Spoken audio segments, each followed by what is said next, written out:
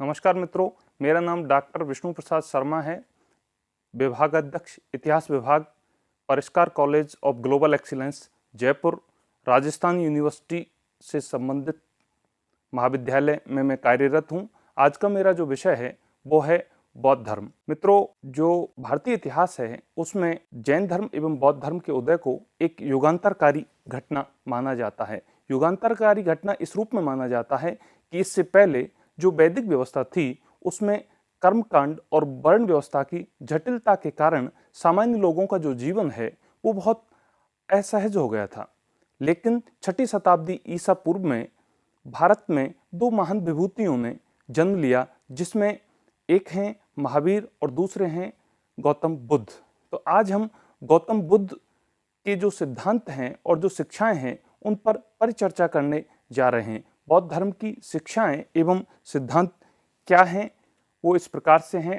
पहला है चार आर्य सत्य। बुद्ध ने कहा कि जो संसार है वो दुख युक्त है, संसार में दुख ही दुख हैं। चार जो आर्य सत्य हैं, पहला दुख है, दूसरा दुख समुदाय है, तीसरा दुख निरोध है, चौथा दुख निरोध प्रतिगामिनी है। अर्थात संसार दुख में है लेकिन हमें घबराने की जरूरत नहीं है। दुखों का कारण है, दुखों को दूर किया जा सकता है और दुखों को दूर करने का मार्ग है। वो मार्ग क्या है? वो है मित्रों अष्टांगिक मार्ग। अर्थात बुद्ध ने ये कहा कि जो 8 प्रकार के मार्ग हैं उनमें पहला है सम्यक दृष्टि, सम्यक संकल्प, सम्यक कर्मांत, सम्यक वाक, सम्यक आजीविका, सम्यक व्यायाम, सम्यक स्मृति, सम्यक समाधि। अर्थात हमारा जो दृष्टिकोण है उसमें समता होनी चाहिए, किसी प्रकार का कोई भेदभाव नहीं होना चाहिए। हम जो कार्य करते हैं उसमें समानता होनी चाहिए, हमारा कार्य अच्छा होना चाहिए, हमारी जो वाणी है वो सहज होनी चाहिए, हम जो जीविकोपार्जन करते हैं वो नैतिकता संपृक्त होनी चाहिए। इस प्रकार से अगर हम जीवन जीते हैं तो निश्चित रूप से हमें निर्वाण की प्राप्ति हो सकती है। नेक्स्ट है मित्रों मध्यम प्रतिपदा। अर्थात बुद्ध ये कहते हैं कि निर्वाण की जो प्राप्ति है वो हमें मध्यम मार्ग को अपनाने से प्राप्त हो सकती है। निर्वाण का तात्पर्य है आत्मा का परमात्मा में विलीन होना, जिसको हम हिंदू धर्म में मोक्ष भी कहते हैं। या निर्वाण का जो शाब्दिक अर्थ होता है वो होता है दीपक का बुझना, अर्थात मन में शांति स्थापित होना। निर्वाण की प्राप्ति के लिए न तो शारीरिक कष्ट एवं कलेश से युक्त कठोर तपस्या को ही उचित बतलाया है और न ही अत्यधिक सांसारिक भोग विलास को।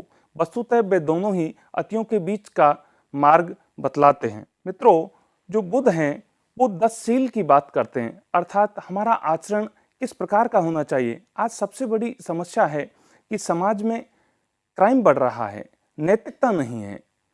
लेकिन बुद्ध हमें नैतिकता युक्त जीवन के बारे में प्रेरित करते हैं। उसमें 10 बातें उन्होंने प्रमुखता से बतलाई हैं, जिसमें सत्य है, अस्तेय है, अस्तेय का मतलब होता है झूठ नहीं बोलना, अपरिग्रह अर्थात धन का संग्रह नहीं करना, ब्रह्मचर्य जीवन में अनुशासन का भाव विकसित होना, नृत्य गान का त्याग, सुगंधित पदार्थ वर्जित, असमय भोजन का निषेध, कोमल संज्ञा वर्जित, कामिनी कंचन वर्जित और अहिंसा। तो ये 10 बातें जो बतलाई हैं इनमें महत्वपूर्ण है अहिंसा। अहिंसा को समझने से पहले हमें हिंसा को समझना होगा। हिंसा का मतलब ये नहीं है कि हत्या करना, जीव की हत्या करना। मन वचन कर्म से अगर हम किसी जीव को ठेस पहुंचाते हैं तो वो हिंसा ही होती है। यही बात महावीर स्वामी ने कही है और यही जो बात है वो गौतम बुद्ध कहते हैं। कामिनी कंचन से जो आशय है वो है भोग विलासपूर्ण जीवन जीना, अर्थात भौतिकता की चकाचौंध में जीना या धन के पीछे भागना। ऐसा नहीं होना चाहिए, क्योंकि व्यक्ति के पास में जब आवश्यकता से अधिक धन होता है तो मित्रों जो व्यक्ति है वो अनैतिक मार्ग को अपना लेता है। इसीलिए बुद्ध कहते हैं कि हमें इन सब चीज़ों का त्याग करना चाहिए। मित्रों, बुद्ध का अगला जो सिद्धांत है वो है प्रतीत समुत्पाद। प्रतीत समुत्पाद 2 शब्दों से मिलकर के बना है।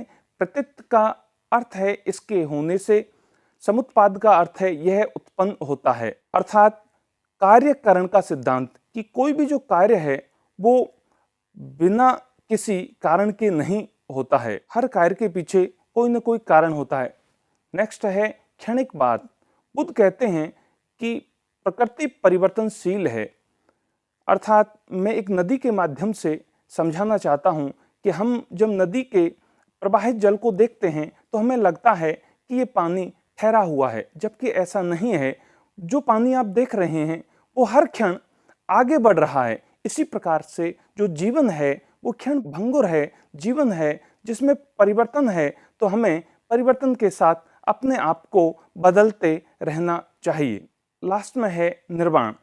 निर्वाण से जो तात्पर्य है वो है मन को शांति होना। जैसा मैं पहले भी बतला चुका हूं, इसका शाब्दिक अर्थ है बुझना, मन में जो है शांति स्थापित होना। अब मन में शांति कब होगी? जब हम सच्चाई और बुराई के बारे में समझ पाएंगे। हम जो इसमें नहीं समझ पाते हैं उसका कारण है अज्ञान। अज्ञान के कारण ही व्यक्ति को दुख होता है, और या हम कह सकते हैं तृष्णा होती है।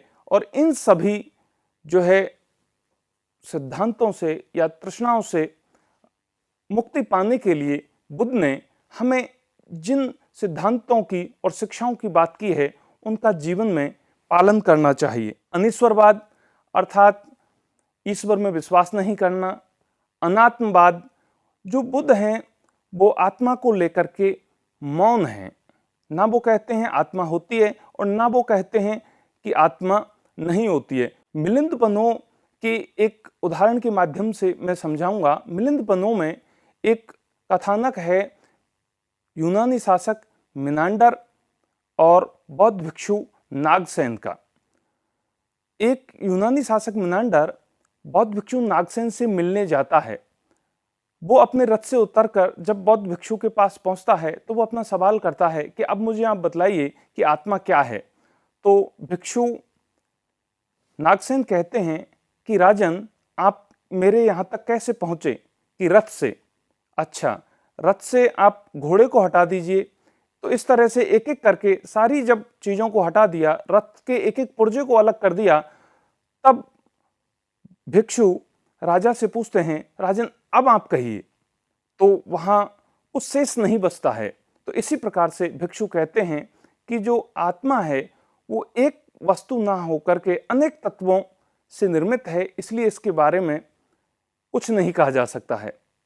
वेदों में अविश्वास व जाति प्रथा का विरोध। आज हम देखते हैं कि हमारे समाज में बहुत जाति प्रथा का बोलबाला है।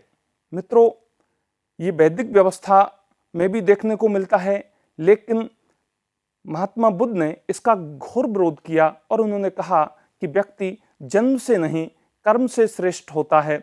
वो वर्ण व्यवस्था के खिलाफत करते रहे और उन्होंने वेदों में अविश्वास भी जतलाया।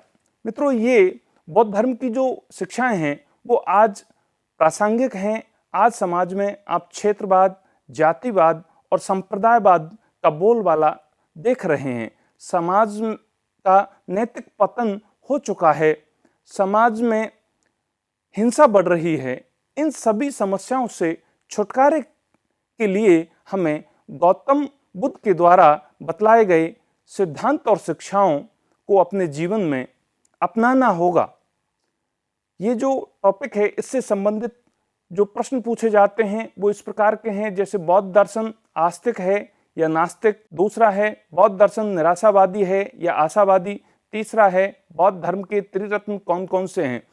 तो आस्तिक और नास्तिक का सामान्यतः अर्थ लोग लेते हैं कि ईश्वर में विश्वास करने को आस्तिक कहते हैं और ईश्वर में जो विश्वास नहीं करता उसे नास्तिक कहते हैं, जबकि ऐसा नहीं है। यहाँ दर्शन में आस्तिक और नास्तिक से तात्पर्य है कि जो वेदों की प्रामाणिकता में विश्वास करता है उसे आस्तिक, और जो वेदों की प्रामाणिकता में विश्वास नहीं करता है उसे नास्तिक कहा जाता है। बौद्ध दर्शन निराशावादी है, आशावादी। सामान्यतया बुद्ध कहते हैं कि संसार दुख में है, तो दुख निराशावादियों की सोच हो सकती है, लेकिन ऐसा नहीं है।